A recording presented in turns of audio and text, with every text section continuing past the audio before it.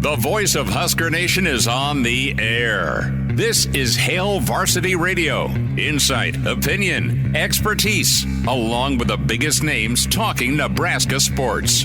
Join in with the show at 402-489-1240 or 1-800-825-5865. Now, here are your hosts, Chris Schmidt and Elijah Herbel.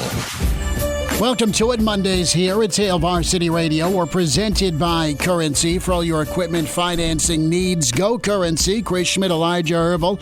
And you hope you had a great weekend and gearing up 17 days as the clock ticks down till Minnesota. How ready will Nebraska be for 8:31? Good to be with you. We'll spend time next hour, the Blackshirt Hour with Charlie McBride. Mr. Blackshirt, get his thoughts on the season ahead and some of the news and notes out of camp. Also, get some thoughts from Jay Moore with Big Red Wrap-Up, Blackshirt Husker NFLer Hour 1 open for you at 489-1240, 489-1240. Can get on the horn that way across the state, 800-825-5865. Can email Chris at HailVarsity.com and can always jump in the stream on the Hail Varsity YouTube channel. Log on to that, watch the show, catch it that way, and any commentary you have, go for it. Go ahead and type away. Also on Twitter at HVarsityRadio. Give that a follow. Find Elijah at Herbal Essence. Can follow me, Chris Schmidt, at Schmidt_radio. So a lot of news and notes to get to. Heard from Coach McGuire, Coach Satterfield, and quarterback Sims today. We'll share some of their thoughts. Matt Rule, of course, after we got done with the weekend edition, addressed the elephant in the room and some of the rumors that were swirling on Zavier Betts, and that's where we'll start as Betts deciding to leave the team. And, you look at Nebraska's wide receiver room, and Elijah, this is just not an easy situation for any coach, any of the teammates, and a guy like Betts himself. Don't know him at all. Had a chance to cover him in high school a little bit. Enjoyed watching him at Nebraska, but it just was time for him to move on. As Coach Rule said Saturday afterwards, heart wasn't in it, and you've got to have a guy that's all in. And if he was able to look himself in the mirror and just say, this isn't my cup of tea, in the moment, you probably feel ticked off if you're a teammate, but you can be ticked off and still support a guy for making his decision. That's been the feel and vibe from anyone who's been asked about Zavier Betts is, man, you wish him well, you want it to work out. And timing-wise is an issue because there's 100 other dudes on that team that were counting on him. And counting on him as a wide receiver, counting on him as a guy that has shown some explosiveness, counting on him to be part of that brotherhood that they talk about. And for Betts to just say, look, it really isn't for me, I'm moving on. We wish him well. We wish him the best. And it's just very unfortunate for Nebraska when you look at the wide receiver room. Not that they can't rise up, not that they can't or won't get ready by August 31st, but that was kind of a known quantity that you've seen at Nebraska. He's a guy that flashed and thrived and would just have a big play, be it at Oklahoma or against Northwestern. He has elite talent. But just because you have elite talent doesn't mean you love doing something. And think about the expectations that Husker fans, Husker media have placed on a guy like Zavier Betts, highly touted coming out of Bellevue West. You could see the athletic potential. We've done this before. We've put a lot of expectations onto him with what he was going to be this year. And then he comes to Matt Rule. He's shown it against Oklahoma, for God's sake. But he goes to Matt Rule and says, you know what? My heart's not in this. And think about that. The pressure that's on your shoulders as a guy going to Nebraska. We've talked about that plenty.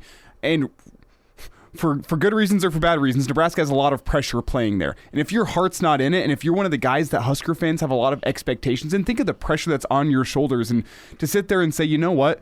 My heart's not in this. I'm not going to be able to rise up to those expectations. It's not for me.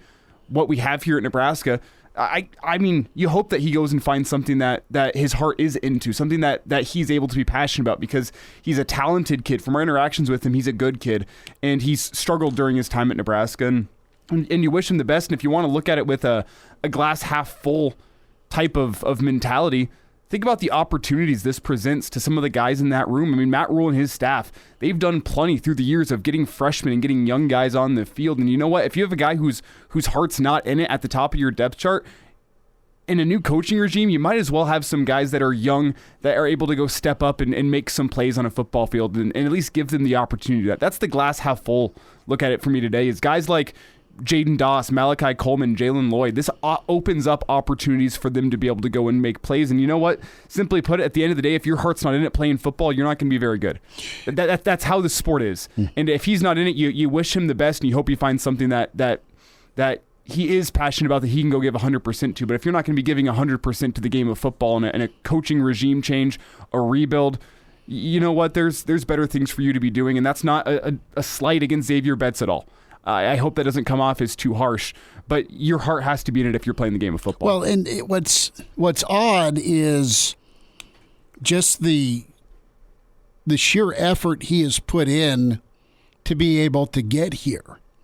Not only the way he was incredible at Bell West, but just even going back to his recruitment with Frost, saying, look, we got you, we believe in you, here's the offer. And he did what he needed to do academically to be eligible and able to compete as a freshman, which is commendable. And then fast forward after he left Nebraska, listen, I'm not the smartest knife in the drawer, right? Okay. So there's no way in hell I was taking anything more than 15 credits. And I think he's doing psychology. And for him to crank out 21 hours so he could be part of summer and fall camp. So, I mean, like, it was 0 to 60 with him having to ramp up and really pile on the hurdles. He cleared those. And then when push came to shove, he just went in and had a chat with Coach Rule, and here you are. There's young opportunity, to your point. There's an old vet in Billy Kemp. You wonder when Washington's going to be ready timeline-wise. So they have some options, but Betts is a guy that just, again, the talent and the love weren't on equal footing here with these scales. Mm-hmm. And you have superior talent. And if it just sucked getting up the lift, and I'm projecting, I'm speculating, if it sucked to get up and go to practice, or what practice was work versus a chance to go get better, then screw it, man. I'm going to go do something else. I'm going to go do something else with my life. And that's so weird and hard to take for some. Not me. I just want the kid to be happy. But there's some out there that'll be like, man, you're just wasting the talent. But he wants to go find something else to be talented at. Well, don't we all in life aspire to find something where our passion matches our talent? Like, that's what everyone wants to do. Or you crank your you eventually get your talent up to your passion level. Exactly. And for a guy to have the maturity to sit back and say, hey, my passion for this doesn't match my talent for this, and that being said, I'm never going to reach my potential. I'm never going to be able to live up to these expectations that have been placed on me by Husker fans, my coaches, my teammates. I think it's a mature move to sit back and say, you know what, before the season starts, before I am letting down my teammates and Husker fans because I'm not going to have my heart in it, I'm going to step back and try to find something else where my talent matches my passion. I think it's more respect to him, more power to him to be able to have that maturity to do that with really the eyes of the state on you and the expectations of the state on you. You were inked in. You were inked in to go maybe even have a breakout season because your skill level can play and compete against anybody in the Big Ten, anybody in the SEC. You have that God-given ability. So let's hear and get Jeff Sims' reaction first to Betts. We'll have some of the responses from today on the Betts news that came out Saturday from Coach Rule. Here's Jeff Sims. There's not really much. We didn't like it, but we got to respect his decision and hope that he made the best decision for himself. And, we all love Zavier, and we're going to continue to love him. So we just got to respect his decision and hope he succeeds. So that is Sims. Look, didn't like it because he's a dude I probably like throwing the football to, but we're going to love him, and he's part of our crew, even though he's stepped away for good here. Garrett McGuire asked about the wide receiver picture right now in fall camp. Yes, sir. I'm excited because of the amount of reps we're getting. We're splitting 2 fields. Coach Roll's done an amazing job with the practice schedule. So you're seeing some young guys really, really develop. The early ones are Jalen Lloyd, Malachi Coleman, Jaden Doss, Bryce, and Jeremiah. They're having a really, really good camp. And then we're kind of seeing Alex Bullock burst onto the scene a little bit, Ty Hahn, IGC, Billy Kemp, Josh Fleeks. The guys in that room are RDV guys and guys we want to go win with. So, again, glass half full from McGuire, and you're going to expect that from him, focusing on guys that continue to get better that are already in camp. He was asked also, Garrett McGuire was, about Betts, and if this decision took him by surprise. Not really. I love Zavier. Once you're a part of our family, you're a part of my family for life. He's got my number. If he ever needs anything, he can reach out to me. With all due respect, though, I kind of want to talk about the guys in that room right now. I think they deserve that with all the work they're putting in right now. So, well done with that answer. Look, I'm not going to – you got to move on. I mean, Rule and Sat and this offense, Sims, the wide receiver room, the offense in general – got to move on. We'll get to the scrimmage part of things here in a moment, but Satterfield was talked about the wideouts here, and a couple of thoughts here on the young wide receivers, because that's where they've got to turn to now. You've got Billy Kemp, that's, again, your experience, ICG that is experienced, and he spoke a little bit earlier today as well, and now you have these young pups that are super talented, but how soon can you be ready? Part of the reason the scrimmage was sloppy for this offense, I mean, you want to talk about getting guys ready for the moment. When we talk about 8:31, you had Big Ten refs. You had as close to a game as you could, and it was a shock to the system, and they did not perform or handle it well initially. And then they eventually got more comfortable. That's gonna be big for them next Saturday when they scrimmage again and see if they come back with a better performance. But it's going to be even bigger here, the preparation part, Elijah, for this team, for this offense, when Thursday night comes around. There's more to going and playing and winning a football game than executing on the field. There's execution and getting plays signaled in.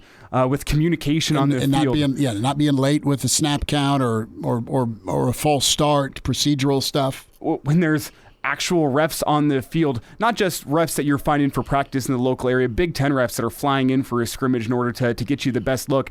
They're going to see things differently than the guys that you have at practice every single day. There's so much more to going and performing well in a football game than just, you know what, I have to block my guy from point A to point B. You know what, I have to shed this blocker and go make a tackle. Those are the big aspects of football, but there is more to it, and that's what it seems like, or at least it sounds like from the coaching staff, they struggled with in that Saturday scrimmage. Well, here is Satterfield on those young wide receivers. Their opportunity grew a little bit on Saturday. We definitely need to build some depth in that room. We got guys coming back off some injuries that will help us. I think it's a great opportunity. It's a great opportunity for us to see what these young kids can do. We got some young wideouts that are very talented and explosive, and they're going to get a chance. If they prove it in practice they can do it in games, so they're going to get a chance early to show what they can do. Last thought here from Sat, this segment, when it comes to the learning curve, and that's really what you're up against. You've ran the same plays a lot of your career. Your skill set's going to translate to Satterfield's offense. Do you know the verbiage? It's steep, but by no stretch of the imagination would we be that hard-headed. If that was going to be detrimental to a kid being able to go out there and function and be able to play with, with his speed, then we would definitely scale back anything we had to. We're not an organization that's going to say this is what we do. You got to figure it out. Like, we're going to maximize the athletic traits of our kids and let them play freely. So Dion chimes in, down to 3 wideouts now with a laughing/crying face. Hey, you don't sign up for it. You don't say, hey, give me this challenge year one with this wide receiver room. There's more ideal situations.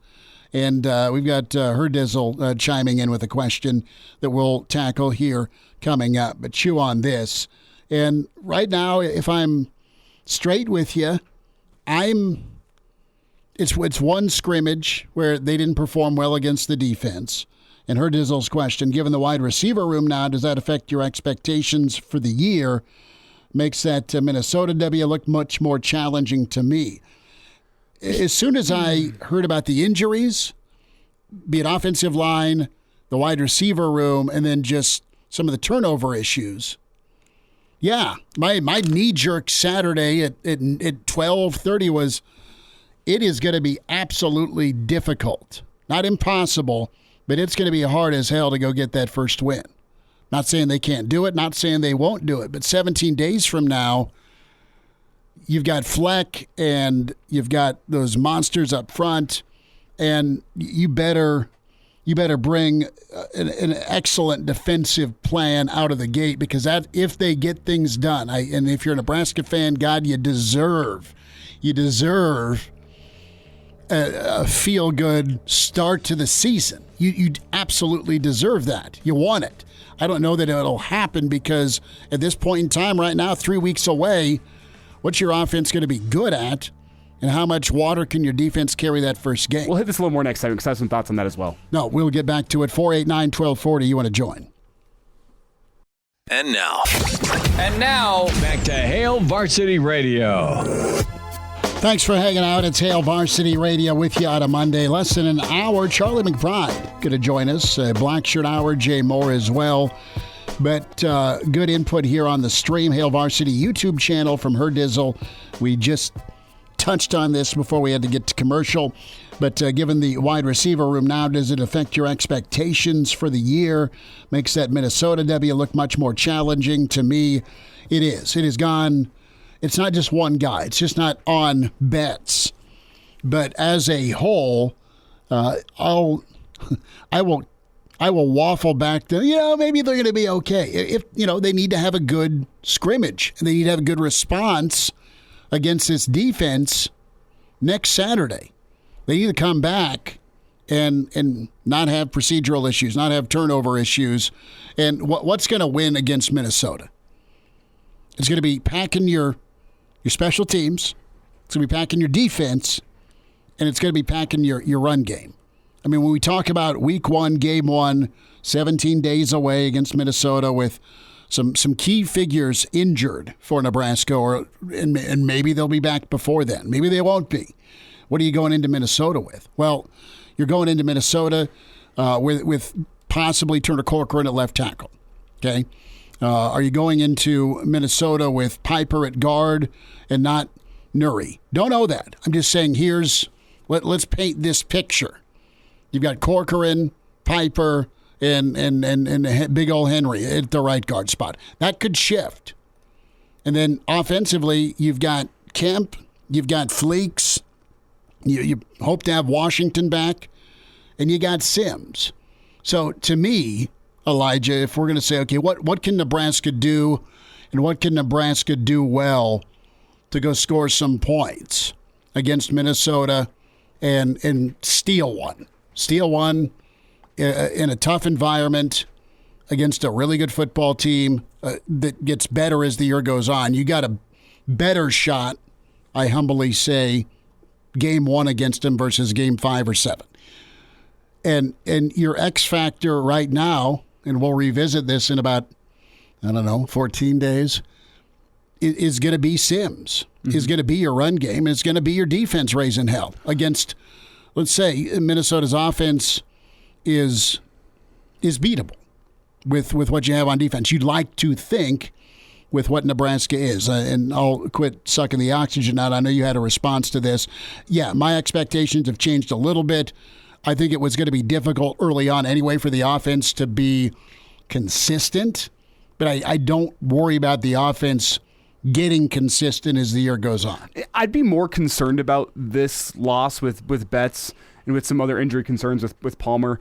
With Washington, excuse me. If he's back, strike the record. I think they're fine. No, but I'd be more concerned if this was happening 6 days out from the Minnesota game. So you got a buffer here. As of right now, I mean, what I said 2 weeks ago, maybe 3 weeks ago on this show, has not changed at all with this news. It was the most important position group if Nebraska wants to beat Minnesota was the offensive line. That's what it was 3 weeks ago. That has not changed at all for me.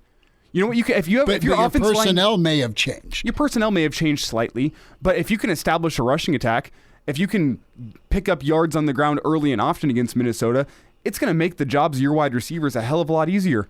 Whenever you go and play action, you're getting one-on-one coverage. A safety is looking at the run instead of taking the top off the defense early. You don't need to have a 4-3 guy that's taking the top off the defense if the safety's got his eyes in the backfield. There's things you can do schematically from a game plan point of view that can take some pressure off your wide receivers. That being said, are wide receivers still an important part of an offense? Yes. I'm not going to contest that. Having a dude that you can't guard, potentially? Very, very, very important. But is that the most important thing to find success in the Big Ten, especially in the Big Ten West? Not at all. Mm-mm. Not at all. There's things you can do, and you still have time in order to develop a game plan. And hey, let's not forget, you have guys in the tight end room that are kind of flying under the radar as pass catchers. There's been discussions of splitting Fedoni out and using him as your slot wide receiver this year because of the matchup nightmare he presents. Let's not forget, the guy who had the longest catch in the spring game was Nate Borkacher, another guy who flies way under the radar all fall camp long. People talking about, well, is Gilbert going to get his waiver? As of right now, I think Borkacher looks like the second best tight end in that room, including Gilbert, what I saw in the spring game and what I've heard coming out of camp. So I think you have options of guys that can catch the football. Let's not forget what Marcus Washington did last year. Let's not forget what Billy Kemp looked like in the spring game or what he did at Virginia. Isaiah Garcia-Castaneda in his limited role last year, we were able to see some splash plays from him. You still have talent in the wide receiver room. Did you lose a guy with a world of potential that could have been dynamite for your offense this year? Yes, you can't contest that, but at the end of the day, Zavier Betts was never going to be the focus of your offense in 2023. You didn't build it around him. You didn't build it around him. Are you losing a weapon? There's no way to contest that. Yes, you're losing a weapon, but I don't think Nebraska's offense was so solely focused on him that the loss of one guy is going to take away your chances in your first game of the year. The weapon you lost is a guy that can make a drive look real great because you throw it to him and he takes it to the house. Mm-hmm. How many we talked about game breakers last week. He was one you had, and you had on offense. More from the stream. Cutter chimes in. There's enough talent with Kemp, with Washington, with IGC to win games. Having a running, focused offense will protect the lack of depth in that room. One or two of those guys will make plays when needed. Well, that's a good outlook. That's an optimistic outlook. Tell me, Schmidt, how many guys did Nebraska have in their wide receiver room that they could rely upon last year? You had one. You had one, maybe two with Washington. You had one with Palmer. You had one with Palmer. Washington, as the year went on, found his stride and was a guy that I think you could rely upon. But still, the wide receiver room was just fine last year, despite the fact that there was no depth there, really. Well, you had... People are there's no depth in the wide receiver room. Well, you were a 4-8 football team last year. You're looking to make a bowl game. You don't need to have six guys. It's a rarity in college football. What kind of depth did you have? It's a rarity in college football to have six guys that you're comfortable throwing out in the field as a wide receiver and say, you know what, we trust this guy just as much as the guy ahead of him. That's a rarity in college football, more so whenever you're a 4-8 football team in the Big Ten of all places. Is the depth a concern? Yes, but it's not so much of a concern whenever you consider Nebraska's expectations for this year. It kind of gets back to the original question. Does that affect your expectations for the year? No, Nebraska still has all the talent they need to go and make a bowl game. Nebraska has the talent they need, realistically, to put up a fight and give Michigan a scare and maybe go into the fourth quarter and win that football game. I mean, the loss, is it there? Yes, you're losing talent, but I don't think it's as big a deal as some people on Twitter make it out to be. Zavier Betts was a really, really good talent, but he was inconsistent during his time on the field. We never quite saw him put it all together, and I think we kind of get a reason why. Well, his heart wasn't in it, and if his heart wasn't going to be in it for 2023, how much were we really going to see from him on the football field? Let's get to Fedoni, because he's a guy that can help supplement some of this question marks, some of the question marks you have with the passing part of your offense. And here's Satterfield as he was asked if Fedoni's going to play more wide receiver.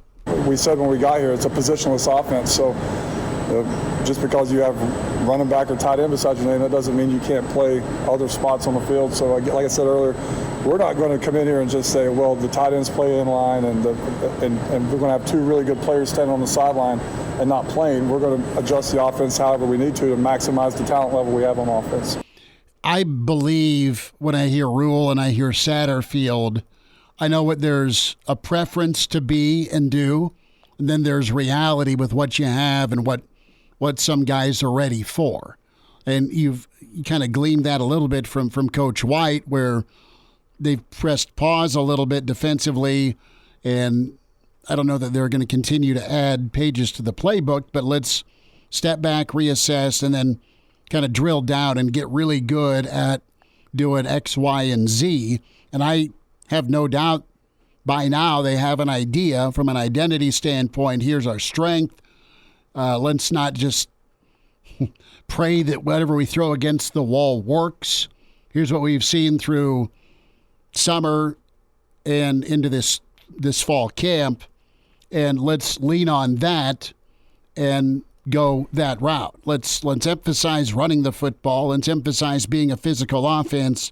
Let's lean on that. Let's use the athleticism of a really talented dude at quarterback who's got skills with his arms, with his arm and his legs, and let's stress the defense that way a little bit. Well, what are we talking about from practice last week, Schmidt? Nebraska, they're showing 22 personnel whenever the media is there. 22 personnel is 2 tight ends, 2 running backs, a quarterback, 5 offensive linemen, and 1 wide receiver. And we're sitting here talking about, well, are we worried about the wide receiver depth? No, there's things you can do schematically to get your playmakers on the field. But you just got to be good at it. As we just heard from Satterfield, like, we're going to play a positionless offense. We're going to get the guys on the field that are going to give us a chance to win a football game. You know what? If you don't have wide receiver depth, you just run with a hell of a lot more 22 personnel, because I think there's 2 tight ends that this Husker coaching staff trusts in Borkature and Fedoni. And if, hey, you get a waiver for Gilbert, there's a 3rd tight end you trust. Are we talking 23 personnel? Hey, it's worked for Harbaugh. Worked for him at Stanford. Worked for him at Michigan. We'll see if he gets to coach 3 tight ends this year. We'll get to that later. But more from Sims here on as we focus on Fedoni and his role in the offense. Yeah, Thomas, he's been phenomenal. Just going out there working every day. He asks us a lot of questions, so he always trying to get better and make sure he knows what he's doing. He's going to have an explosive year. Thomas he's one of the main targets in the offense. Both the tight ends, all the tight ends actually, and just going to spread it around. He can do anything. He can be outside, he can be in the slot, he can be on the line. Thomas is one of those players that can do it all and be there when you need him. So there's vocal confidence from his quarterback, and he's been itching for 2 years now to go ball and explode. So that is key. We'll hear from Coach Rule from Saturday on the Arik Gilbert waiver situation. We'll have some thoughts on that here next segment, 489-1240. So overall, I am a little more skeptical on the offense. They can make it work. That said, you're going to have to put a lot on a few. And that's okay. You just can't have any more issues. Issues being things that are out of your control.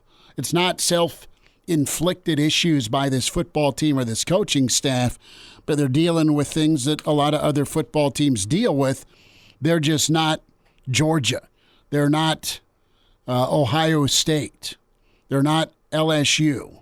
They're not USC, where there's just a room full of dudes at a elite skill level. There could be that we just haven't seen yet, but just from a depth of talent standpoint, you've got what you got right now, and they're going to continue to work these guys and get them better. And it's so critical for this defense to create some turnovers. Rule spoke about it Saturday. Last time Nebraska was plus in the turnover margin was 2016. That's the last bowl trip. That's the last 9-win season. So that's all part of this. Give yourself a little grace with some turnovers. We'll dive into what's the future hold for Arik Gilbert. Hail Varsity continues. And now, back to Hail Varsity Radio. Thanks for spending time. Hail Varsity Radio with you on a Monday. Get the podcast downloaded, Spotify, iTunes, Google Play, the segments you want to hear or the interviews you want to catch up with or the whole show. It's a couple of options for you. You can also watch it. Hail Varsity YouTube channel. Some emails to get into before we dive into Gilbert and his situation with the waiver from Matt Rule on Saturday. Todd emails in, chris@hailvarsity.com. This is Todd's email. Never understood the hype around Betts. We don't need any head cases. Shame on Nebraska for letting him come back once. The best predictor of the future is the past, and sure as bleep, he screwed you again. Could have hit the portal and maybe grabbed a couple of receivers that want to play. So that's Todd's take on things. I get the hype. I get why coaches go get players of the caliber of Betts. I understand why coaches put up. I mean, part of the job as a coach is to teach and help kids grow up. I mean, that's it. And Nebraska's done that, and Betts has no doubt applied himself academically to stay in school. And, football ends for everybody at some point. The question is when. And it was this weekend for Betts, or it was at some point last weekend. So that's Todd's take after the fact, and he's not real happy with Nebraska's chase and investment.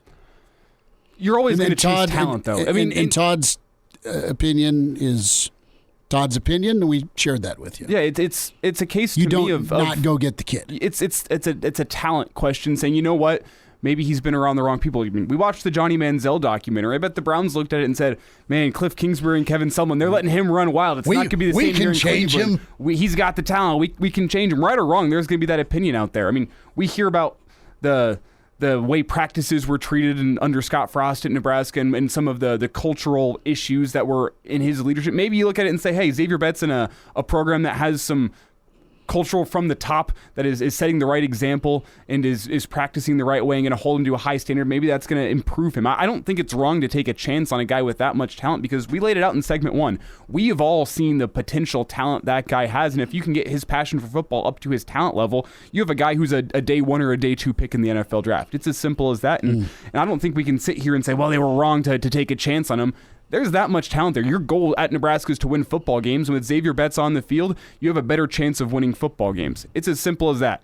But at the end of the day, he's a difference maker. But at the end of the day, if he's not going to put in the work and his heart's not in it, I think you wish him well and say, we have some young talent in this room that we also think are going to be difference makers and guys that have potential to be day 1 or day 2 draft picks in the NFL someday. So if we just have to speed up their process and get them on the field, I don't think the coaching staff is going to be bemoaning the loss of it as much as the fans are.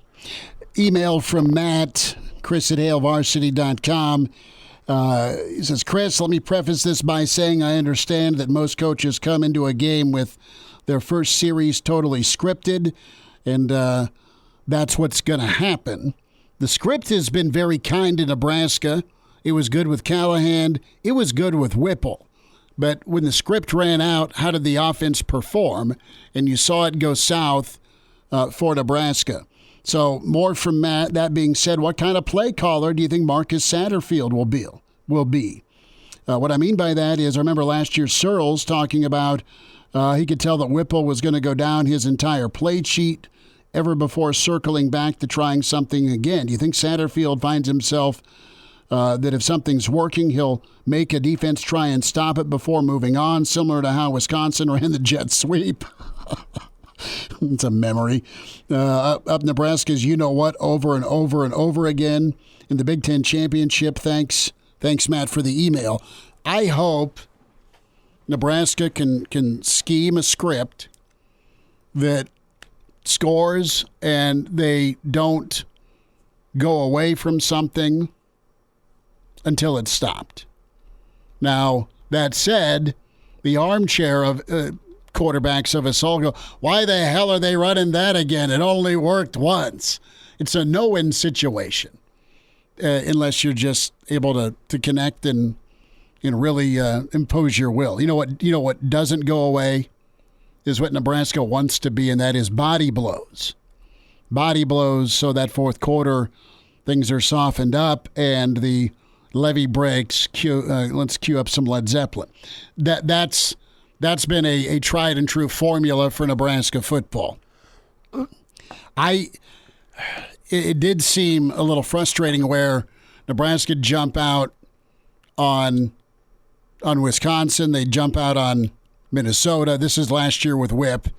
And then as Searles called it, I remember that vividly because that was a hell of a comment by him. There are some OCs that stick with what's rolling, and then there are guys who put the work in and they check the boxes. They go down their list, they hit everything, and then they don't. You're in trouble. You got to change your game plan or what you can call or want to call if you've gone dry for too long on the offensive end. What was a 10-point lead? You're down 17-10 now because you've done nothing for 2.5, 3 quarters, Elijah. Yeah, and it's funny, though, whenever you bring up, this is a bit of an aside here, but you think about that 2012 Wisconsin game where they keep on running the jet sweeps and they keep on absolutely burning you there. Can you name me any of the wide receivers from that 2012 Wisconsin team? And that's just is there an Abernathy? Close. Aberdaris. Jared Aberdaris is one of them. Not Amadeus, but Aberdaris. And then you also have Jordan Frederick. And who was the tight end? The tight end was Brian Wozniak, I believe. Yeah, Woz. And then the third wide receiver was Kinzel Doe, along with backup Jeff Duckworth. I remember the first meeting against Wisconsin that year, the ugly uniform game, where Aberdaris was double coverage and it didn't matter. They just kept throwing jump balls to him, and Wisconsin went up quite a bit early on. I mean, that was Nebraska's largest comeback win before the Ohio State game. But to my point that we kind of made earlier this hour, it's just funny that was brought up in an email. None of those wide receivers are world beaters. No. The scheme of Wisconsin's offense made them look a lot better than they were. Hey, you know what? Run it, play action. You got Melvin Gordon running down your throat every single time, and now you get one-on-one coverage on the outside because you got to put 9 guys in the box to stop the Wisconsin rushing attack. That's kind of the point I've been making all hour in terms of, is this a loss? There are Yes. other people. But there are a lot of other people that would be bigger losses than Zavier Betts at this point in time. And as we kind of laid out again with the scripting plays, you're going to have a couple of weeks to be able to figure out what works for your offense, what you do well, and how you're going to be able to allow these freshman wide receiver, these young guys, to be able to bring their strengths to the forefront. That falls on a coaching staff. How big a pain in the ass is Minnesota going to be week 1? How much of a matchup issue will they be on the lines of scrimmage? That's what we don't know. We know that they're big and physical and they're going to just run it forward out of a bit of a spread situation and then let their quarterback throw deep on play action. And they're going to get after you defensively. That's what Minnesota does. And they're going to hold on to the damn football. They're going to eat clock, and you can't go down, and you can't go down a lot early. I promise you, the Gilbert thoughts and comments from Rule as we wind down hour 1 at Hail Varsity. And now, back to Hail Varsity Radio. One final time this hour, Blackshirt Hour, in about 15 minutes. Charlie McBride joins us. Jay Moore, his thoughts. So, what's going to happen with Arik Gilbert? Here's Coach Rule from Saturday. Un momento. All right. That means 1 minute. I failed Spanish and then passed it in college. I got it now whenever you're ready. Gracias. It's not finalized yet. I'm just going to be really disappointed if he doesn't get it. It's the most deserving young man of that. If he doesn't get it, they shouldn't even have the waiver. The NCAA should not even have the waiver if he doesn't get it.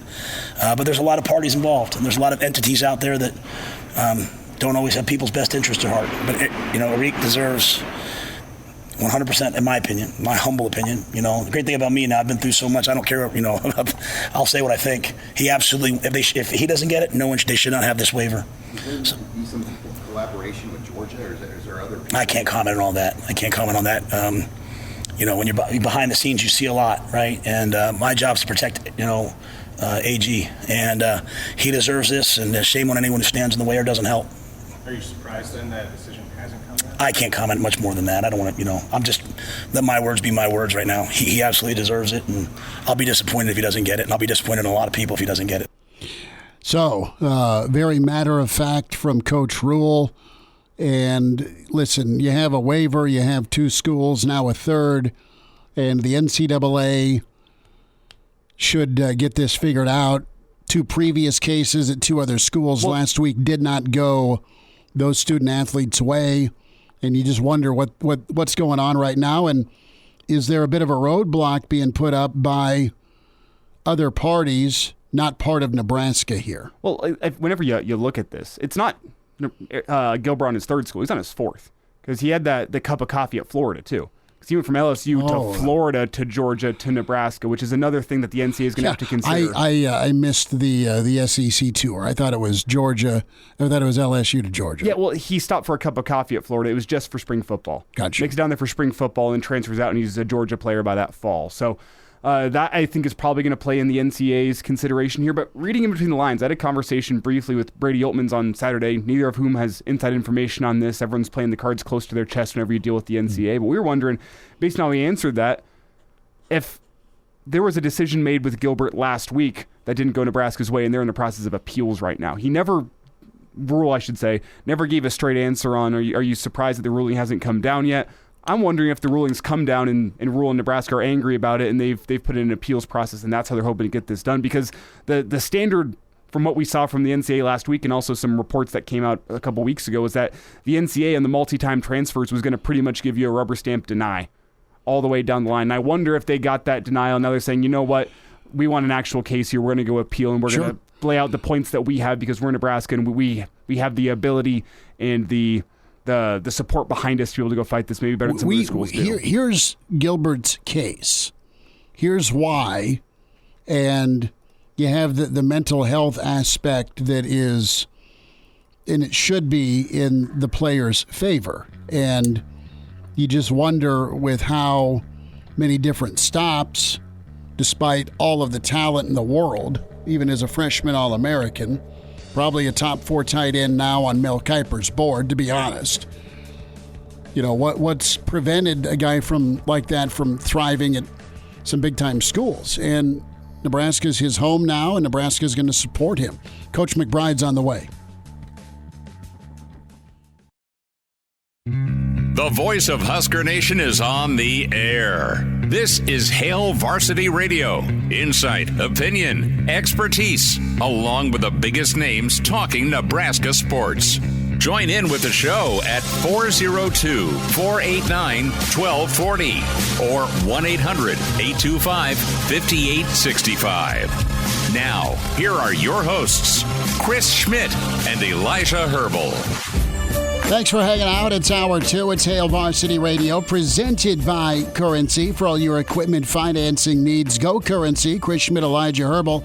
We welcome in Mr. Blackshirt himself, Charlie McBride. A Monday with Charlie, as I'm sure Coach is marking days off on the calendar. 17 days till kickoff against Minnesota. Coach, how we doing? How was the weekend? Oh, good. Well, what we had... We've been having on and off rain, so it's kind of broke into stuff, and I think a lot of people left the lake early and went back home and left this place just for me. Well, you sound there's a little twinge in the voice there. You see a little smile in your voice, just for you. Well, we got a few fishermen that come in, and fish, but it's been pretty quiet. Well, Lake Charlie is what we'll call it. Camp Charlie, Camp McBride. There we go. Well, a lot of news, Coach, over the weekend, and I want to start with that first major scrimmage of the fall camp. And it was a day for the defense. The defense flew around, did some things. The offense had some problems. Coach, or I should say Jeff Sims, not Coach, but Jeff Sims said that offense came out a little bit sluggish, and it's not very odd to hear that defense is ahead of the offense. But what do you react to with that? With the defense coming out and having a good day last Saturday? Well, go ahead and play on this Wednesday, and the offense will kill them. Right. That's the way it always went. I mean, it went that way. It's always defense is always a little bit ahead. But, especially when you're putting in a whole new system. I mean, when we were there, we had a scrimmage. Well, we scrimmaged on Wednesdays and Saturdays. So, it was kind of a thing where, we had 2 practices a day, and, you talk about kids getting tired, that wasn't, but we didn't have as long of practices as, I think ours were about an hour and 45 minutes plus, some stretching and some things after running, that running included. So you got about 2 hours and 5 minutes, I think, of practice. Charlie McBride's joining us. It's Hail Varsity Radio, a Monday with Charlie. Coach, the other news to come out of the weekend was Zavier Betts leaving the team, a really talented wide receiver from Bell West. What do you make of that? Not ever a good time to lose a big-time talent, but Nebraska's going to move forward. Well, that is hard because, when you count the reps he took and they're not there anymore, and somebody else could have done it, but that's not an unusual thing with a lot of kids. I did it on a small scale with my children, and 2 of them, when they were sophomores, decided. One said, "I'm too small, Dad. I'm going to play basketball," and the other played baseball, and one stayed with football. So it's just that way. I'm not. I don't think he's going to come and say I'm not big enough or I'm not fast enough. It's just that he has more some interest that he's had probably for a long time, and because you never know what's going on in their families, and there's always other things that you just don't know about, and so I have a lot of respect for him that just coming out and telling the truth and not playing and trying to cover himself up, and then when that happens, you just don't play your best. Coach Rule said that his heart wasn't in it, and that's what Zavier had told Coach Rule. And you look at on one hand the talent, and in a small window the impact he had, because he's made a lot of plays in a short time in Lincoln. But you can speak as well as anybody, just the amount of dedication and work it is to be playing football at this level. Yeah, I said to my wife, I said, I think if he worked at it, this is when he came back. Yeah. If he worked at it, he's in the NFL. He's that kind of a player. I mean, he's got that kind of ability. And, that's something that, people I'm sure have told him, and it just doesn't interest him, and at least he's being honest with himself, and that's the most important thing is, if you lead him on any farther and you go through part of the season and do it in the middle of the year, you really leave some hard feelings with your teammates and stuff like that.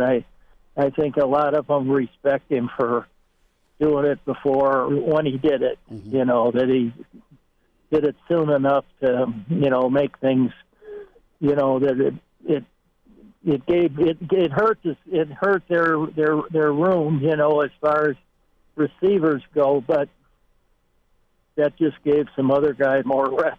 It's Charlie McBride with us here, Hail Varsity Radio. We'll get into that in just a second. First, a quick update from the American Legion World Series, the semifinals. Lincoln East has broken up a no-hit bid, and they now lead Cheyenne, Wyoming in the bottom of the 6th inning, headed to the top of the 7th. So nice. Lincoln East with a chance to make it to the final. I'm sure we'll get an update on that later in the show. But Charlie, you talk about that update, or excuse me, that opportunity for the young wide receivers, and Marcus Satterfield met with the media a little earlier today and discussed that, saying, yeah, there's a learning curve for freshman wide receivers, but it's up to us to make sure we're putting these guys in positions where they can see. Can you hit on that for just a second?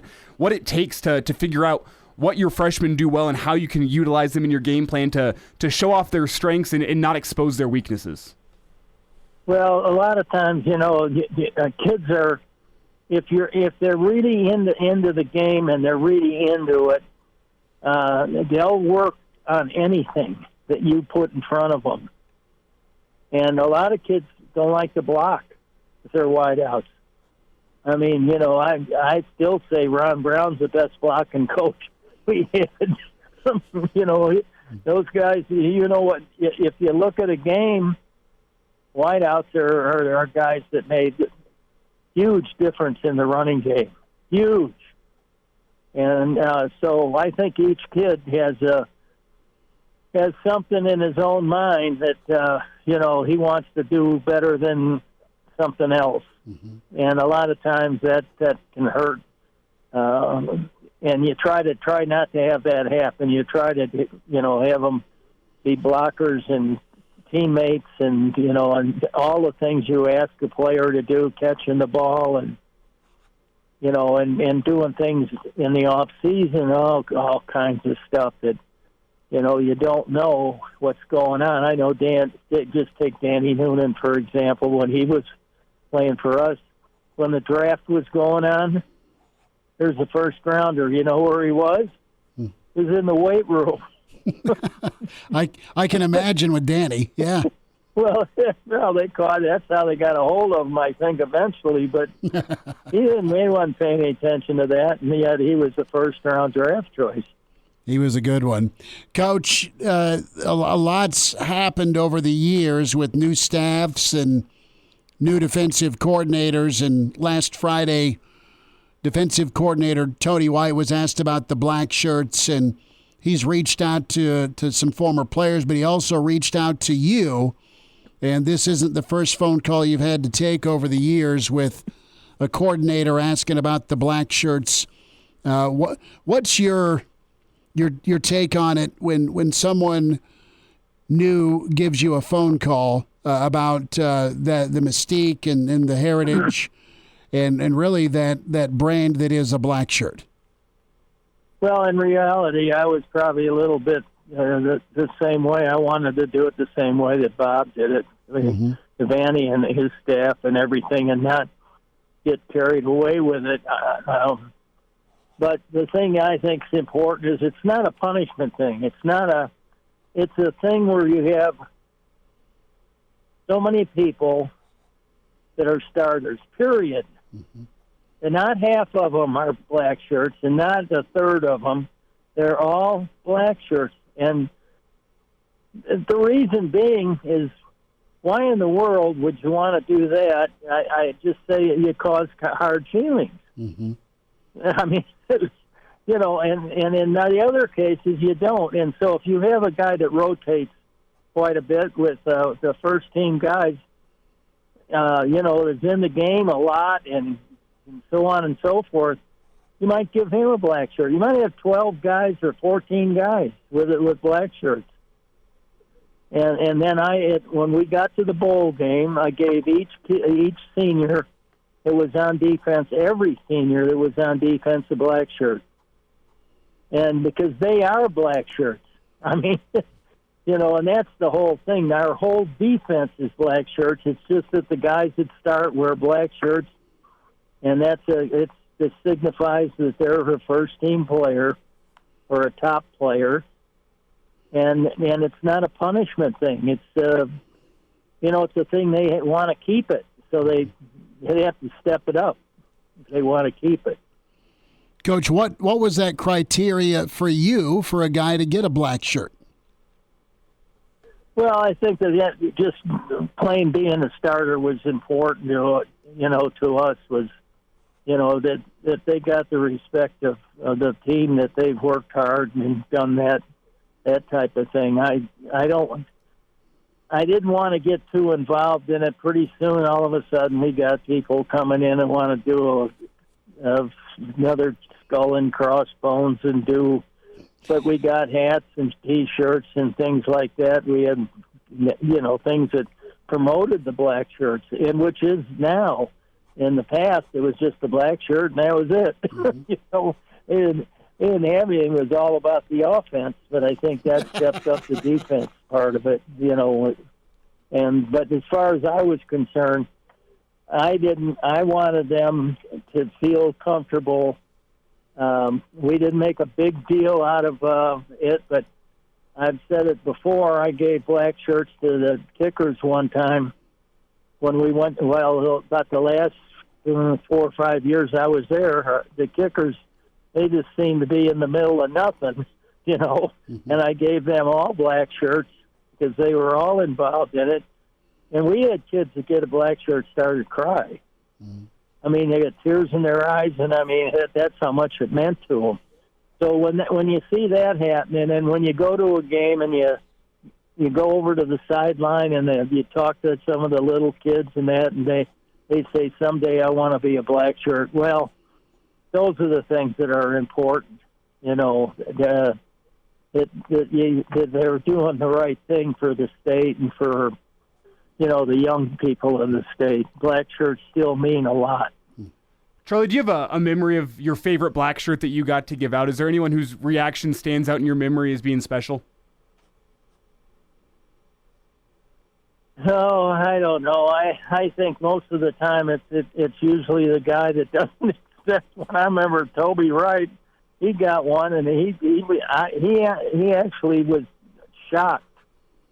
I mean, I don't know why he was shocked. He was starting, but he's one that I do remember, and the other guys who grew up around the Nebraska program he was from out west, and he really didn't understand exactly what it was. I think at the time still.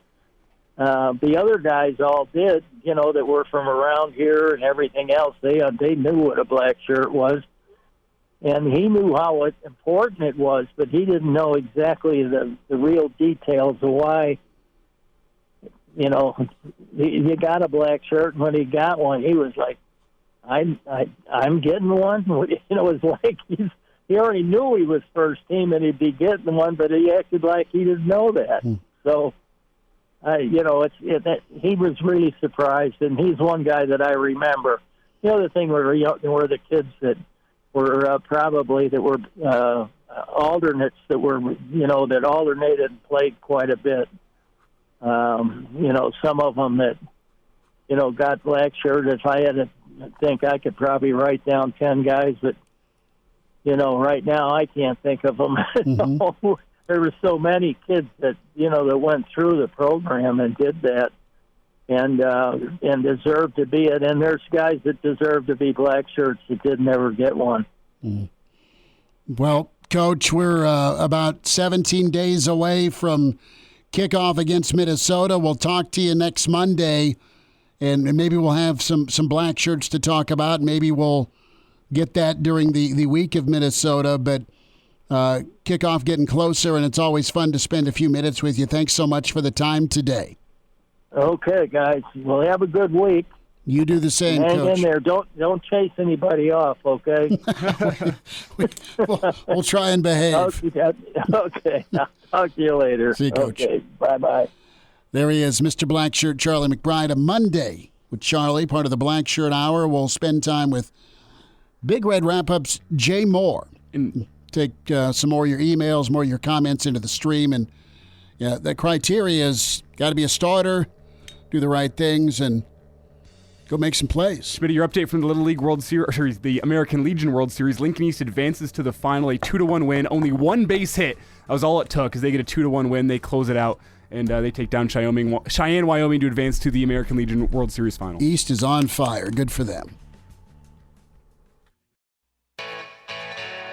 All-State, 2-year starter, and rush in for the Big Red and NFL vet. Is Dudeness or Duder or, El Duderino if you're not into the whole brevity thing.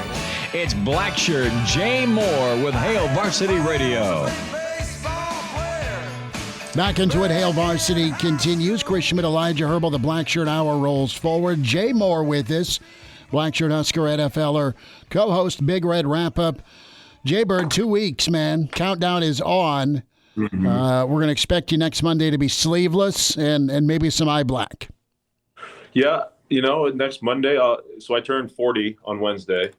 So it's things are moving fast for this guy right now. That's a hint for keg to be delivered. Wouldn't hate it. Wouldn't turn it down. It'd get access. I know that. Funny story about eye black though. I think I wore it one time. It was 2004. We were playing at Pitt, Callahan's first year. We won against Joe Flacco and the Pittsburgh Panthers, but I did not play particularly well. So I never wore eye black again ever since then. So there's some superstitions that, I like to adhere by. In your defense, wasn't Pittsburgh getting flooded that day? It was nuts. When we got to the airport, we flew into Pittsburgh that morning, and we were driving from the airport. The airport in Pittsburgh's way outside city limits, and we were driving, charter buses through floods, and there were cars literally floating and hitting into the medians. It was nuts. The field was a mess too. But I forgot about that. I forgot about the floods. It was not a very good situation. Did you guys have to jump from bus to boat and then motor in? We did not. Okay. We were able to get through on those charter buses. This is a little area that, once you got downtown, it was fine. But it's more outside city limits, I think, that took it the worst. The wonderful home and home versus Pitt, right? Yeah, I think less than 40 points were scored in both games. I think you're right. Take the unders, Elijah. 7-6 thriller. Callahan post-game in Lincoln a year later in 2005. He's doing the post-game, I think, ABC, and I think your boy Potter blocked a would-be game-winning field goal for Pitt. Twice. They tried kicking the game. They tried kicking the game winner on third down, snapped it over the holder's head. They got it back, so they kicked it again. They got another chance, and then I think Potter and Ickes might have blocked it. So Callahan's got the post game. I don't know if it was Jack or Rude, but let's talk about the offense. And Billy C's let's not. Well, that leads us into Nebraska and the news over the weekend on Zavier Betts. Your reaction? Yeah, a little. Obviously, you don't want to hear of a kid leaving at this time, and that was already a fairly thin wide receiver room, or I shouldn't say thin. I would say it's more of a, they don't have a lot of depth, and they don't have a lot of experience. That's the word I'm looking for. Billy Kemp obviously has played a ton of football. Marcus Washington has played some football, but you're going to have to rely on some younger players now in that room, which is okay, because I think that's one position you can play young guys at and be okay at. Now, if this was an offensive lineman or defensive lineman that left that you're relying on, I'd be much more concerned. But again, this game is won up front. It's not won by having a great receiving core. You just need to have serviceable guys you can rely on, guys you can trust, guys who have good camaraderie with the quarterback and good timing and a good relationship with. But his situation was interesting. He was here, he left, and then he leaves again, but he was going to play. And Zavier was, they sang a lot of high hopes for him after spring ball and headed into fall camp and through fall camp. One of the fastest guys in the team, and he played very, very well at a high level just a couple of years ago under Frost's offense, but must have some other things going on, mentally, and that's okay. As long as he knows and this is what he wants to do, then go be happy and do what you're happy doing. But I'm not overly concerned though, because it's like I said, it's a wide receiver position. You can fill in there, and I just don't foresee this being a huge hit to this football team early on in the season, early on in year one for Matt Rule. Jay Moore's with us here, Hail Varsity Radio. And Jay, the quote from Matt Rule following Saturday's practice was the fact that Zavier Betts said his heart wasn't in it. And football's not a sport that I think you can compete at a high level. You'll never be able to reach your potential if your heart isn't in it. And you're a guy who's been there and done that. Is that an accurate assessment of the situation, that if Xavier's heart wasn't in it, he was never going to live up to that potential I think a lot of Husker fans saw? Oh, 100%. This isn't high school. You can't kind of jog your way through it, man. It's a full sprint. And you got to be 100% committed, because the amount of time and effort that goes into it is unlike anything else. What they demand out of you from the football side of things, whether that's the training, the taking care of your body, the practice schedule, the meeting times, and then plus you're trying to be a student on top of that as well. So you don't during the season, it's 12-hour days for 4 months straight. Not as as tough during the winter semesters and during spring, but you have to be fully committed during the season because you don't have a time to catch your breath or blink. You just got to be ready to go. You kind of put the blinders on and you just get yourself in routine and it's go time. And if your heart is not in it, it's hard to get yourself to get up at 5:30 a.m. to get a lift in on a Wednesday morning. It's hard to get up and go to meetings and get a workout in after a game. We had our meetings and we lifted and ran after games on Sundays when you're tired and sore, and you have to want it. And if you're not into it, with all your heart and mentally, you can't compete. You can't compete at this level. It's hard to compete, I'd imagine, at any sport in the collegiate level if your heart's not in it. And if it's not, I'm glad he realized that at this. Sometimes you can kind of, I don't know if to say it's peer pressure, but it's hard to swallow your pride and admit that you're just not in it. And he did. I commend him for that because it's not an easy situation, but you have to be 100% committed to be a Division I, Big Ten student athlete. I don't care in what sport. It's a grind and it's a long, arduous process. So your head and mind's not in it. There's no chance. Jay, just touch on the ratio of football practice meetings to games. I mean, it's an upside down number, isn't it? All the time put in for 12 Saturdays in the fall. Yeah, 12 games versus 48 practices during the season. And how many 30-some for training camp?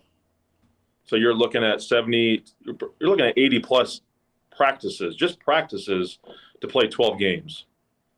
And then you make a conference championship game, tack on another 4 or 5, you make a bowl game. I think you get 15 practices for bowl games, or 12 or whatever the number is. I don't know. We haven't been to a bowl game so long. I don't even know what that amount of practices they get, but it's 10 plus.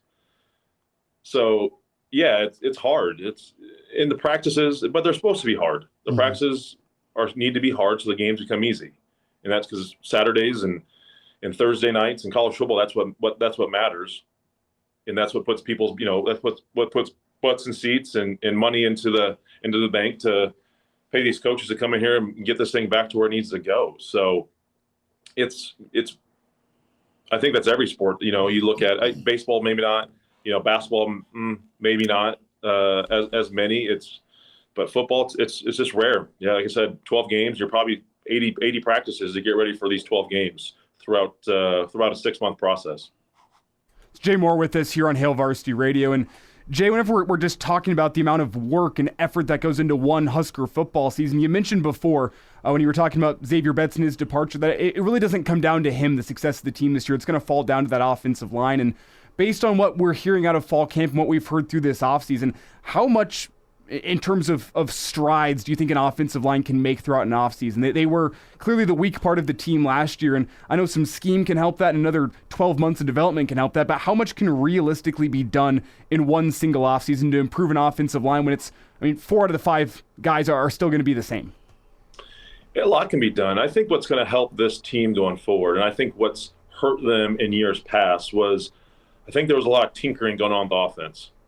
I think Scott, being a very smart offensive-minded football coach, led him to always tinker styles, play calls, game plans, the process throughout the week because this is the way his mind worked, and that's just kind of how it went down. And I think that hindered the offensive line because you couldn't really fully develop and commit to something.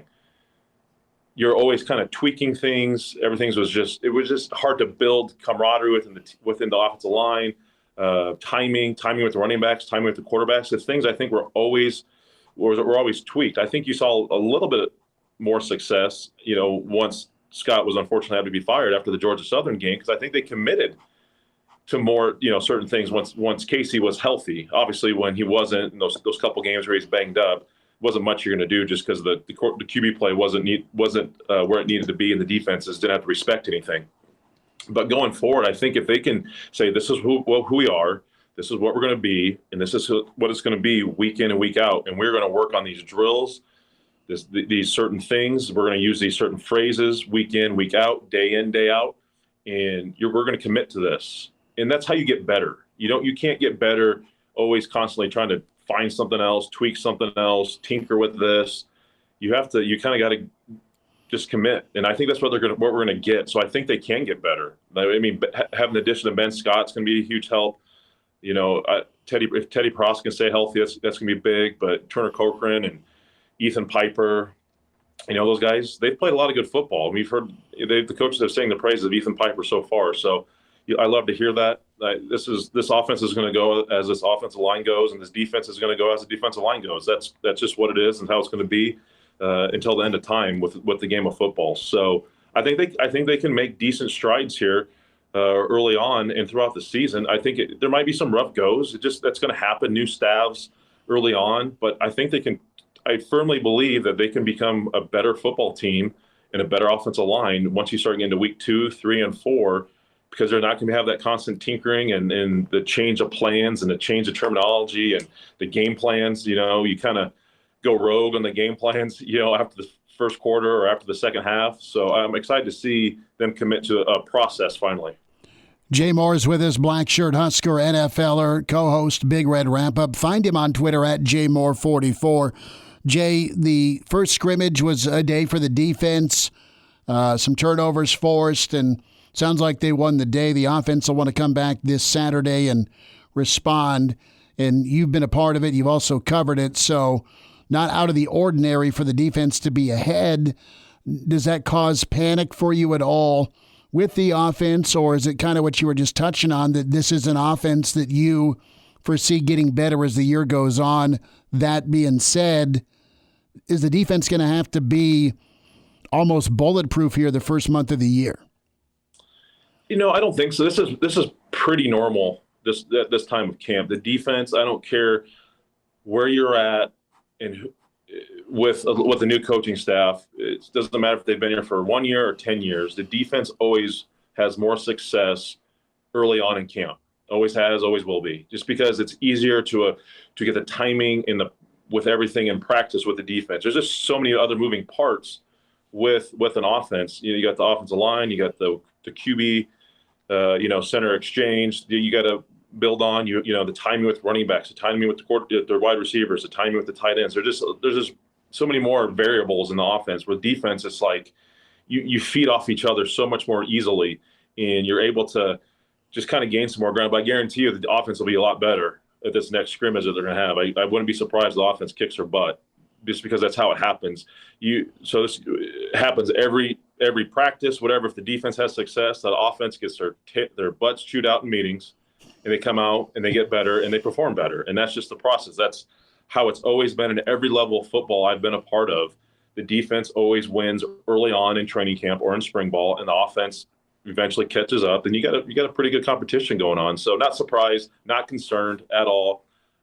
Honestly, just with the 3-3-5 in the kind of it's such a different schematic, such a different scheme than any of these guys have played in. I'm at peace more knowing that this isn't overwhelming for them, that they're having some success with it. So that was good for me to hear as well. So I'm not concerned. The offense is going to get better, and then the defense is going to get their butts kicked. They're going to get their butts chewed in meetings, and then boom, then they'll be back at it, and they're going to get better too. So it's just kind of how it works in the game of football. You just kind of go back and forth throughout the year. Jay, when you talk about those brutal meetings where the entire side of the ball gets their butts chewed, do you have any distinctive memories looking back at some times that you were in a meeting and you wish you weren't there based on what you were seeing in film? Yeah, I know. Unfortunately, it's been too many games. We've had to watch some tape review as a whole team before after some losses. Now, that's very unusual, and when that happens, that's very uncomfortable because you have the head guy up front, and the head guy at the time being Bill Callahan, calling you out in front of the whole team. So that's always rough. There's some practices that get you, and it's a practice, and you learn, you get better from it. But the games are the tough ones, and you have those situations like that where you're sitting in front of everybody, and he's calling you out, and you hear him ripping everyone, and it's a bad feeling to be in, but it works, because you don't ever want to be in that situation again. And you get better from it. And I think it only happened once, and I was there, I believe, when we lost at Kansas my junior year. That's when it happened. We came in that Sunday. We watched the whole game tape, or at least the first half, I believe, as a team. So, and I know that happened 07 USC. I was gone, but I know they watched the game film after USC ran through them in 2007 when they came here in Lincoln. I know they watched the whole game film as a team, just touching base with all the guys back here to see what the hell went wrong in that game. But yeah, it happens, man. You're always football, and you're playing this level, you're gonna get your butt chewed, and that's okay because that means they care and they want you to be better. Who took the brunt of the Billy C. venom? Was there one guy that got yelled at more than another? Oh, geez, I'm trying to think. I mean, there's some things that he had said that during practice and meetings that I can't repeat on this radio show unless it was a podcast. Sure. Callahan worked with the offensive line a lot. He was a really good offensive line coach. And me being a defensive lineman, I mean, we spent a majority of our time in practice going against the 1s and 2s offensive line. And the things he would say to some guys, it didn't matter who it was. I mean, he would just let you have it. He let us have it too, just if we weren't up to, performing up to where he thought we needed to be. But he definitely, he gave it to the offensive line just because that's what he knew. And he was a good motivator that way. And some guys responded very, very well to it. And then some guys didn't, and they ended up playing. So, but our offensive lines were pretty dang good when Bill was here with, Slauson and Carl Nix and Lyden Murtha, Chris Patrick. And he got some guys to perform pretty well, or fairly well, during his time here. Jay Moore's with us. Jay, black shirts will be handed out at some point, and Coach White, very respectful of that tradition, and he's reached out to some former Huskers. He's reached out to Coach McBride, and your thoughts on just how the treatment of that honor goes. I know it's super important to you as a black shirt. Yeah, it's I'm it's the greatest fraternity I've ever been a part of. I think being a part of the Nebraska football family is a great fraternity, but being a black shirt, that's kind of an upper echelon fraternity that I'm obviously very proud of, and have them framed, and still means a whole hell of a lot to me. And I it's every staff that's been turned over, and unfortunately, they've had their way of doing it. Bo had his ways of doing it, not giving them out, taking them away. I think Riley had his ways of handling it, and then Coach Frost and Chin had his ways of handling it. And it's given to the guys who are going to start. Mm-hmm. And whether that's 11, whether that's 14, whether that's 15, whether that's 16 guys, whatever it may be, it's the guys who are going to contribute and the guys who are, quote unquote starters. And it's their deal. The defensive coordinator, he can handle it whatever way he wants to. He's the man in charge, and he can go about what he wants to do. I'm sure Coach Rule has some input on as well.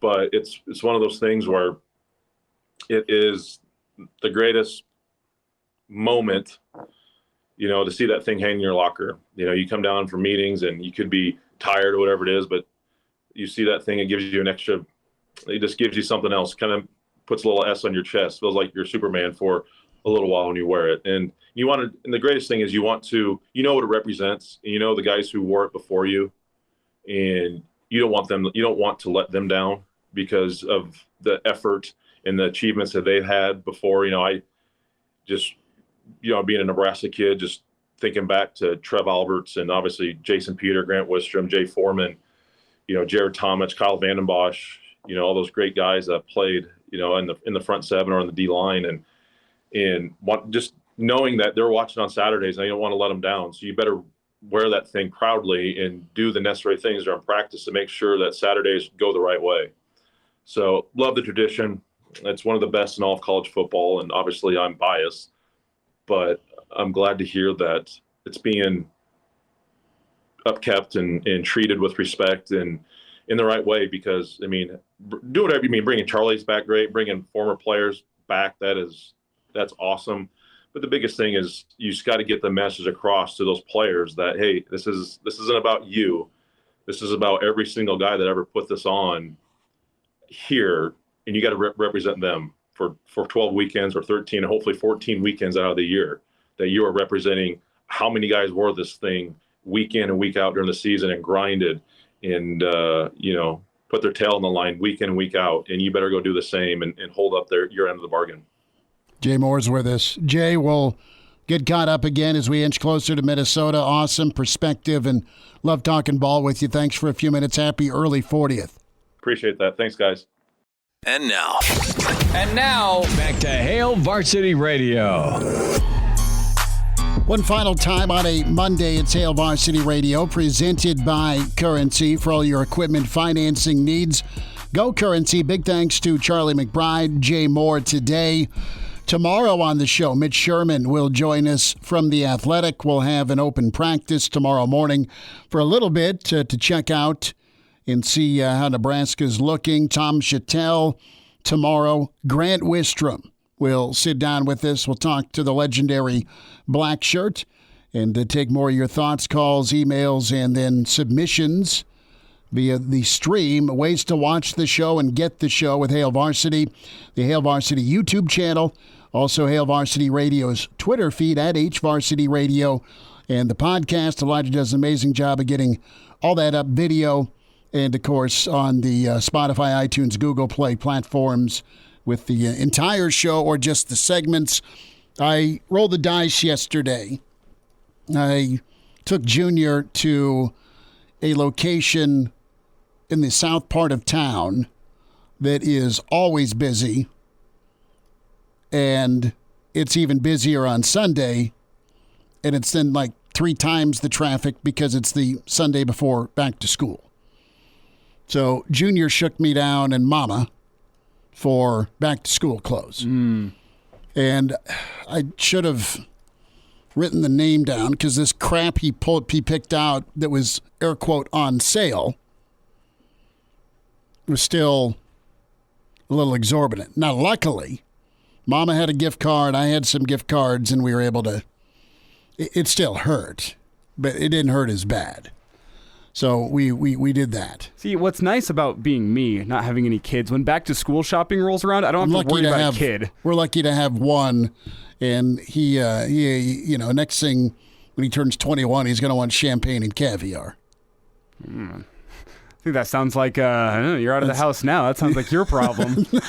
I know. Go sell some shoes and you can get some caviar for yourself for right. your 21st. Junior, go part ways with some of your shoe collection. But what's nice is I've been hitting the back to school sales, not having a kid, not going back to school. And you've been like, I didn't realize how nice, like 30% off these shoes I'm wearing now. Let's get them on camera. What did you get here? These are some Adidas. I don't even remember what they're called. I quite liked them. Are they the Boost or Bounce? No, they're not. They're some name I'd never heard of before. I like the Boost because they make me a little taller. See, these are just comfy. Just take them off. Clean. I don't need to see your legs. And then we also have a brand new backpack in here for all my work essentials. Because your other backpack ripped. Yeah, the strap broke off, which I don't know if you know much about backpacks, but the strap is one of the most important parts of being a backpack. Mm-hmm. You know, if it doesn't have straps, it's now just a pack. It doesn't go in the back very well. So I got myself a new backpack, 50% off on that. And then I also got a text from my dad earlier today with back to school sales happening all over. He said, "Hey guys, I have $300+ in Old Navy cash if anyone wants it." And I was like, bang, sign me up. I'll be there. You could sell that to my wife for $450. Maybe that's the business. I go stand outside Old Navy and say, hey. Yeah, there you go. $20 of Old Navy cash, $25. That's funny. So yeah, I might just come dripped out in a new wardrobe completely next week. You were going to come out with a new. Your boy Crew has sound advice. The thing is to not get the credit card too cranked up. Oh yeah, that's a key. But the Kohl's Cash is also nice. My kid made fun of me because I did buy some Vans yesterday. So they look good. They're super thick. Dolman had them, so Dolman may beat me for copying him. They're cool though. All right, we'll talk to you tomorrow at 4. Thanks.